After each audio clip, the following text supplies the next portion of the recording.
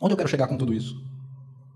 Todo o nosso período de império, essa estrutura jurídica que dá autonomia regional, ela é mantida de uma maneira muito brilhante durante o Império de Dom Pedro II, que vai outorgar um código criminal e um código de processo penal. E esse código de processo penal ele tem adaptações nas regiões, mas a única lei que é de fato nacional é o Código Penal, que revoga o livro 5º das ordenações filipinas, que é onde tinha o direito penal. Ele adapta e faz um direito penal, digamos assim, mais moderno.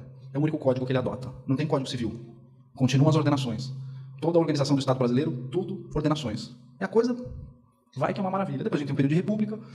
No período de república, a gente muda toda essa estrutura constitucional, tenta manter um federalismo ainda durante um período, até que, em 1930, surge na história do Brasil um cara chamado Getúlio Vargas. E aí começa o problema. Getúlio Vargas ele vai quebrar a autonomia estadual. Getúlio Vargas ele tira. Antigamente a gente tinha, por exemplo, leis societárias locais. Cada estado tinha sua junta. Cada estado poderia organizar o seu próprio direito empresarial. O direito processual era local, o direito do trabalho era local, tudo. Direito eleitoral, cada estado tinha a sua própria regulação. Você tinha partidos estaduais, você tinha um dos maiores partidos na época da República Velha era o PRP, Partido Republicano Paulista, era um partido local em São Paulo. Então você tinha o respeito às autonomias regionais nessa época. O que é que o Vargas faz? Ele federaliza o país. A primeira federalização, o primeiro passo vem em 1917, com a revogação absoluta das ordenações, com a criação de um Código Civil. A partir desse momento, tudo começa a se concentrar, tudo começa a ficar o famoso mais Brasília, menos Brasil. Não existia Brasília na época, mas enfim. Começa tudo a subir a nível federal. E cada região começa a ser escorchada e, ao longo do tempo, perder a sua autonomia, vai perdendo a sua autonomia, até que o Vargas, em 1937, passa uma Constituição horrível, chamada Polaca, de 1937. Foi assinada por um cara chamado Francisco Campos, vulgo Chico Ciência. Diga-se de passagem, é o mesmo cara que assinou, que criou o Ato Institucional número 1, número 2 e número 5. O cara que fez o AI-5 é o mesmo que fez a Constituição de 37. Não tem coincidência na vida. A partir daquele momento é que as coisas se modificam. Não só sob o ponto de vista jurídico. É aí que vem a sacada. A história do Brasil ela vinha sendo contada, e a gente, com todo o respeito absoluto do mundo para Dom Pedro, para os heróis do Brasil, Dom Pedro, Dom João VI, Imperatriz Leopoldina, Bonifácio, os 3 Bonifácios. A gente tinha uma forma de enxergar o Brasil com os nossos Founding Fathers, dos quais a gente respeitava os nossos Founding Fathers. Não se discutia. Você podia discutir política, futebol, geografia, qualquer coisa.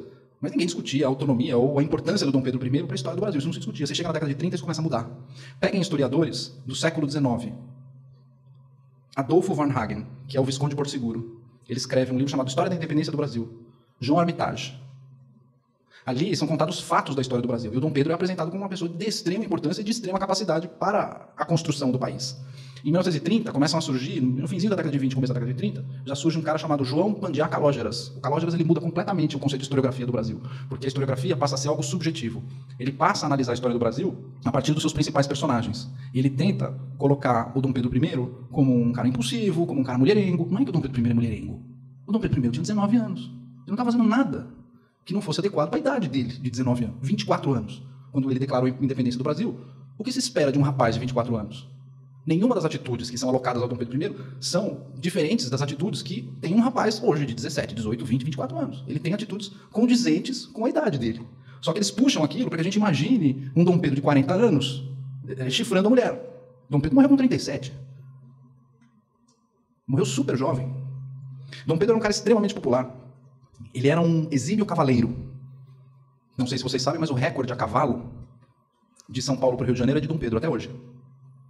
Do dia 9 de setembro de 1822, quando ele sai a cavalo em disparada de São Paulo para o Rio de Janeiro e faz a sua famosa entrada triunfal no Rio de Janeiro, quando ele é aclamado imperador perpétuo do Brasil, pelo povo e tal. Ele era muito próximo do povo, ele gostava de andar na rua, falar com as pessoas. Como ele era cavaleiro, ele vivia na cocheira. Ele andava com o pessoal que cuidava de cavalo. Ele tinha um vocabulário próximo dessas pessoas. Ele era um cara que sabia lidar com todos os estratos sociais. Era um cara divertido, era um cara animado, etc. Embora tenha sofrido muito na sua vida. Só que alguns autores, como o Pandiá Calógeras, eles extraem algumas características pontuais, tiram do contexto e falam, ele era impossível, ele era isso. Começa uma destruição dos heróis brasileiros a partir da década de 30. O segundo cara que faz isso é um cara chamado Otávio Tarquínio de Souza, em que ele escreve um livro chamado História do Brasil pelas suas principais figuras, ou pelos seus principais personagens, etc. Ele tem um livro sobre Dom João VI, sobre Dom Pedro I. O livro é uma completa destruição da imagem do Dom Pedro. É ali, com o Otávio Tarquínio de Souza, que começa a surgir a lenda de que no 7 de setembro ele teve uma caganeira. De que, na verdade, ele foi lá e declarou a independência em cima de um jegue. Está ali no Otávio Tarquínio de Souza. Aí você fala, mas qual é o documento histórico que ele faz isso? De onde ele tira? Se você for olhar no Varnhagen, é o oposto.